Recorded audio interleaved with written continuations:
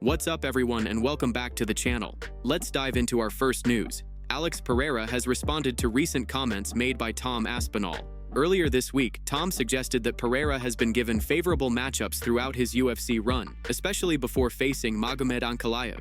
Tom explained that Ankalaev, being a southpaw with excellent range control and the constant threat of takedowns, is a very difficult stylistic challenge for Pereira. Even in their first fight, Ankalaev didn't attempt too many takedowns, but just the possibility of them created problems. Tom went as far as to say that he wouldn't be surprised if Ankalaev once again proves to be too tough of a matchup for Pereira. Speaking to the media, Pereira was asked about Tom's analysis and gave a sharp response. He made it clear that the idea of favorable matchups doesn't make sense in the UFC.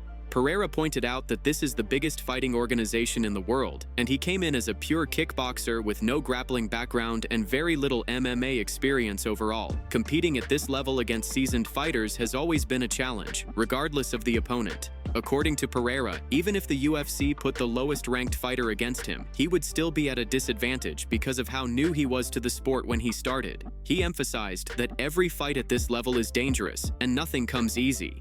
His point was that there are no favorable matchups when you're fighting the very best in the world. Pereira's comments show that he doesn't buy into the narrative that his career has been built on advantages, but instead on taking the toughest challenges possible from the moment he stepped into the octagon.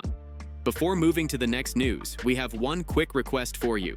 We are constantly working on improving our content to earn your love and support. That is why we truly appreciate it if you could take just a moment to leave a like on this video, subscribe to the channel, and hit the bell icon so you never miss an update here on MMA Pulse News. Moving on to another news, Dan Hooker has fired off a brutal reaction to the recent Arman fight announcement. Yesterday, after Dana White dropped the news revealing the main and co-main events for UFC Qatar, Hooker took to X and wrote, "I'll cave his head in." That blunt message set the tone, but he didn't stop there. On Submission Radio, he doubled down, saying it would be on sight the moment he sees Arman. Hooker made it clear he isn't playing games. He told the show that if Arman comes into his arm's range, he's going to hit him, plain and simple. "That's the long and short of it," Hooker said. "If you put me near the guy, the fight's off." He described his plan in stark terms. Come close, and he'll try to land shots, throw hooks, and get under his skin. According to Hooker, stirring the pot is part of the strategy. "I'm going to try to hit him and throw at him and piss him off." He even suggested the UFC wants the fight to happen, so it's on them to keep the two separated until fight night. Hooker's comments quickly shifted from tactical to personal. He admitted he absolutely hates Arman, even while confessing he doesn't know much about him as a person. "I don't like his face," Hooker said, unfiltered. "I don't like that his face is attached to his body, and I would love to separate the two." It was classic Hooker. Savage, theatrical, and designed to provoke. He laughed about wanting to elbow Arman in the nose and painted a vivid picture of the kind of brutality he plans to bring. Submission Radio deserves a shout-out for getting the interview out fast, and Hooker acknowledged that pace. The world saw his reaction almost immediately after Dana White's announcement. Whether this is bluster, build-up, or genuine animosity, the trash talk has already done its job. It has fans hyped, pundits debating, and social feeds buzzing. As the promotion ramps up, expect security, media, and matchmakers to keep a close eye on any face-to-face moments. For now, Hooker's message is loud and clear. He wants the fight, he wants the damage, and he isn't hiding his intent. The build is underway, and this rivalry just got very real. Moving on to another news, Khalil Rountree had nothing but praise for Merab, especially when it comes to his incredible cardio and work ethic. While speaking about what it's been like training alongside him during camp, Khalil admitted that watching Merab prepare for his title fight has been eye-opening. He described Merab as a completely different animal, someone who seems to have an endless supply of energy. Khalil explained that there are times when he just can't wrap his head around how Merab does it. He'll see him go through 6 hard rounds one day, and then somehow show up the very next day, ready to push through 6 more rounds without slowing down. The ability to not only keep that pace, but to stay sharp and effective with everything he does left Khalil amazed. He went on to say that Merab is like a massive ball of energy, constantly moving, constantly working, and never looking tired. For Khalil, being around that kind of relentless drive is genuinely inspiring. He admitted that there simply aren't many fighters in the sport who can operate at that level, and witnessing it firsthand has given him even more respect for Merab and what he brings to the table. Moving on to another news, Prochazka has shared his thoughts on crossing paths with Khalil Rountree at the UFC Performance Institute, a moment that happened right after his victory over Jamahal Hill earlier this year. With the two now scheduled to face each other this weekend, Jerry reflected on that meeting and what it meant to him. He explained that he ran into Khalil in January at the Vegas Pie, and the two ended up seeing each other in the sauna. Jiri joked that it might sound strange, but that was the first time he really noticed Khalil up close. In that moment, Jiri said he told himself, "This man could be my next opponent." It wasn't about animosity or any kind of bad blood. Instead, it was more about sensing the challenge and recognizing the possibility that their paths would cross inside the octagon. Jiri spoke with respect when describing Khalil, noting that he sees him as a humble and respectful guy, someone who carries himself in a grounded and honorable way. At the same time, he acknowledged that Khalil's fighting style and spirit make him a serious test, and that recognition is part of what excites him about this matchup. He made it clear that the thought of eventually sharing the cage with him was always in the back of his mind, and now that moment has finally arrived. Looking ahead to the fight, Jiri emphasized that he wants to showcase the improvements he has made since his last appearance. He mentioned that Khalil is exactly the kind of opponent who will bring out his best, someone who pushes him to demonstrate not only his unique style, but also his dominance inside the cage. He wants to show that he has taken another step forward in his career, evolving from the fighter who beat Jamahal Hill into an even more dangerous version of himself. Jiri's message was calm yet confident. He respects Khalil as a person and as a fighter, but he sees this as the perfect opportunity to prove that he is still leveling up and still hungry to dominate.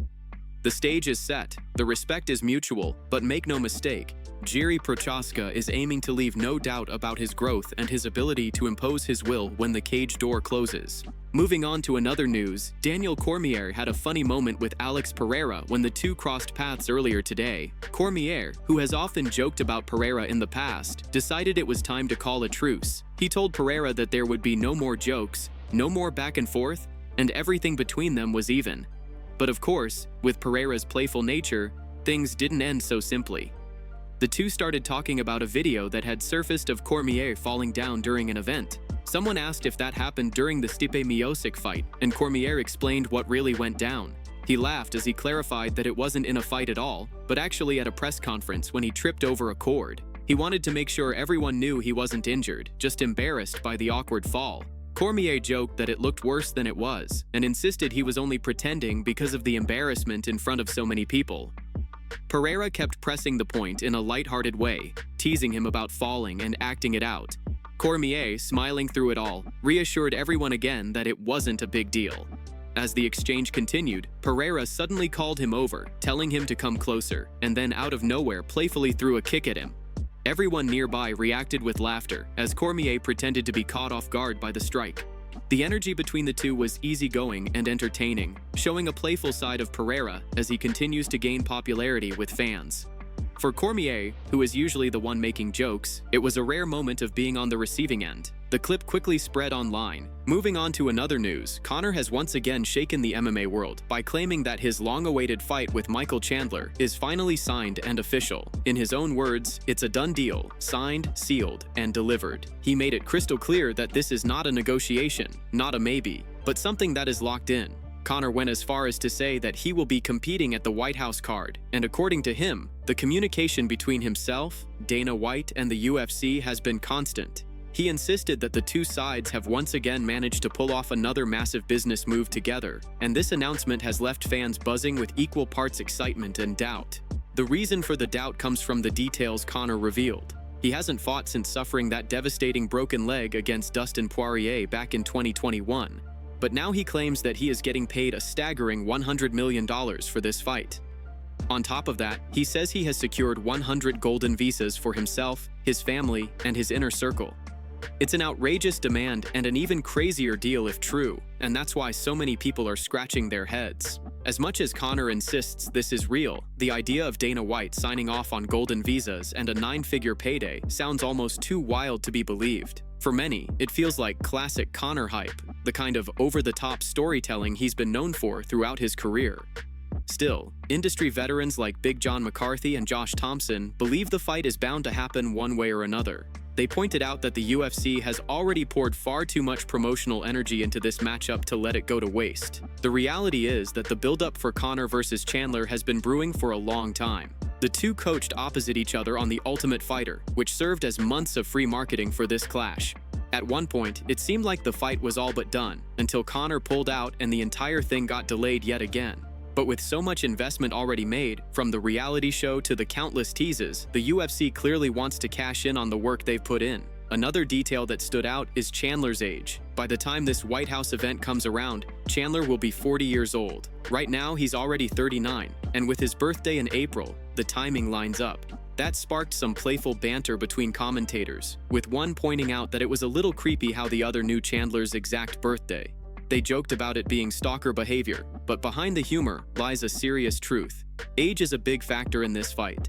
Chandler has been waiting patiently on the sidelines for his shot at Conor, but as time goes on, the question becomes how much he has left in the tank. Despite all the doubts, the hype, and the outrageous claims, the fact remains that if this fight really is signed and delivered, it will be one of the biggest spectacles the sport has ever seen.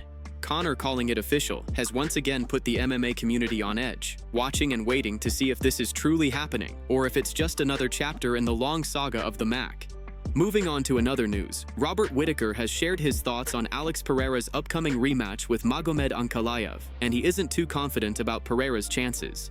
Whittaker admitted that the more he studies the fight and tries to figure out a realistic path to victory for Pereira, the less certain he feels about him being able to pull it off. He pointed out that in order to turn things around from their first fight, Pereira would need to come forward, apply pressure, and be far more aggressive than he was before. But doing that also opens the door for Ankalaev to find takedown opportunities, which makes the matchup a complicated one. Whittaker explained that Pereira simply doesn't fight as effectively moving backward as he does moving forward.